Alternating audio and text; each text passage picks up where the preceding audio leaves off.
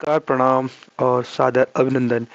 जैसा कि आप लोगों के लिए हम एक नई वीडियो और लेकर आए हैं। इस वीडियो में आप लोगों का स्वागत है और हम लोग यूपी बोर्ड की तैयारी करा रहे हैं आप लोगों की, हर विषय की, मैथ ही नहीं हर विषय का ध्यान रखते हुए। तो हिंदी के प्रसिद्ध लेखक आचार्य रामचंद्र शुक्ल कौन है? हिंदी के प्रसिद्ध लेखक हैं आचार्य रामचंद्र शुक्ल। उनका हम जीवन परिचय लेकर आए हैं। इस जीवन परिचय में आप लोगों के यूपी बोर्ड 2025 में इससे बाहर आने वाला कुछ नहीं है। ठीक है, क्लियर है? तो हम लोग क्या करने वाले हैं, इसे पढ़ने वाले हैं। आप लोग इसका नोट्स भी बना सकते हैं, इसका स्क्रीनशॉट भी ले सकते हैं। हम साइड में हट जा रहे हैं, इसका स्क्रीनशॉट भी। जैसे लिखना कैसे कि जो आचार्य रामचंद्र शुक्ल है उसकी हेडिंग आप लोगों की कॉपी में आप लोगों को बीचों बीच में डालनी है, मोटी मोटी स्केच से डाल लेना है और नीचे हाईलाइट कर देना है काले पेन से। ठीक है, उसके बाद में साइड में आकर डालना है जीवन परिचय। जीवन परिचय को हाईलाइट कर देने के बाद में एक लाइन छोड़ने के बाद में दूसरी लाइन से स्टार्ट करना है लिखना। क्योंकि हमारे पास बोर्ड का एरिया छोटा था तो हमने लोगों ने एक सामने ही लिख दिया है। तो क्या करना है, पंडित आचार्य रामचंद्र शुक्ल का जन्म, ऐसे लिखना है, आराम से बढ़ा चढ़ा कर लिखना है कि पंडित रामचंद्र शुक्ल का जन्म बस्ती जिले के अगोना नामक गांव में 1884 ईस्वी में हुआ। जन्म याद रखना, कहाँ हुआ? बस्ती जिले के अगोना नामक गांव में 1884 ईस्वी में हुआ। 4 वर्ष की अवस्था में ये अपने पिता के साथ राठ जिला हमीरपुर चले गए। क्या हम चले गए थे ये लोग? 4 वर्ष की अवस्था के बाद में इनके पिता के साथ ये राठ जिला हमीरपुर चले गए थे। ठीक है, और वहीं इनकी प्रारंभिक शिक्षा हुई।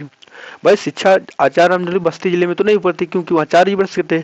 4 वर्ष होने के बाद में जब ये राठ जिलापुर गए तब वहां हुई इनकी। ठीक है, 1892 ईस्वी में इनके पिता की नियुक्ति मिर्जापुर सदर में कानूनगो के पद पर हुई। कहाँ हुई? कानूनगो के पद पर हुई। पिता के साथ ये मिर्जापुर आ गए। 1921 ईस्वी में उन्होंने मिशन स्कूल से फाइनल परीक्षा उत्तीर्ण की।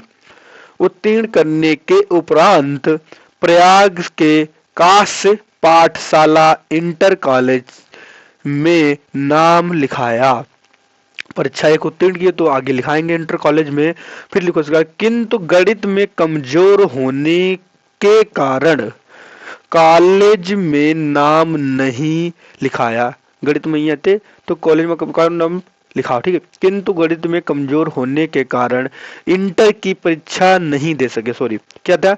इंटर की परीक्षा नहीं दे सके।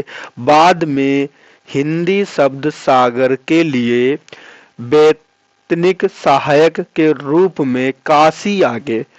परीक्षा तो नहीं दी लेकिन हिंदी के सहायक के रूप में इन्होंने क्या हुआ, वैतनिक सहायक के रूप में ये काशी चले गए। कुछ दिनों तक नागरिक प्रचारणी सभा पत्रिका का भी संपादन किया। इन लोगों ने उसकी सहायता की, इन्होंने आचार्य रामचंद्र शुक्ल ने।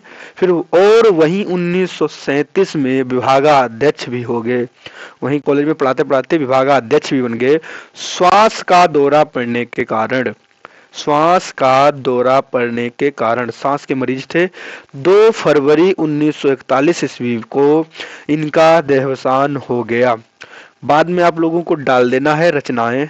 हाईलाइट करने के बाद में लिख देना है विचार विथि, रसमीमांसा, त्रिवेणी और सूरदास। 4 से 5 रचनाएं लिख देना नीचे। और ये आप लोगों के 3 नंबर पक्के करके देता है। क्या है? 3 नंबर पक्के करके देता है। आप लोगों को याद करना, अगर पूरा ना याद हो पाए तो आप लोगों को जन्म याद कर लेना है।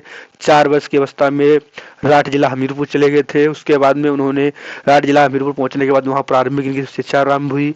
आरंभ होने के बाद में इन्होंने वहां से हाई स्कूल किया। हाई स्कूल करने के बाद में इन्होंने फिर बाद में ये मिर्जापुर भी आ गए थे 1900। वहां उन्हें परीक्षा उत्तीर्ण करने के उपरांत इन्होंने काश पाठशाला इंटर कॉलेज में इन्होंने अपना नाम लिखाया था। लेकिन क्या हुआ, गणित में कमजोर थे, पढ़ नहीं पा रहे थे, तो क्या हुआ, उनका इंटर नहीं हो पाया। फिर उन्होंने धीरे धीरे हिंदी सहायक के रूप में आ गए थे। हिंदी सहायक के रूप में आने के बाद कानूनगो विभागाध्यक्ष बन गए, शिक्षा के विभागाध्यक्ष बन गए।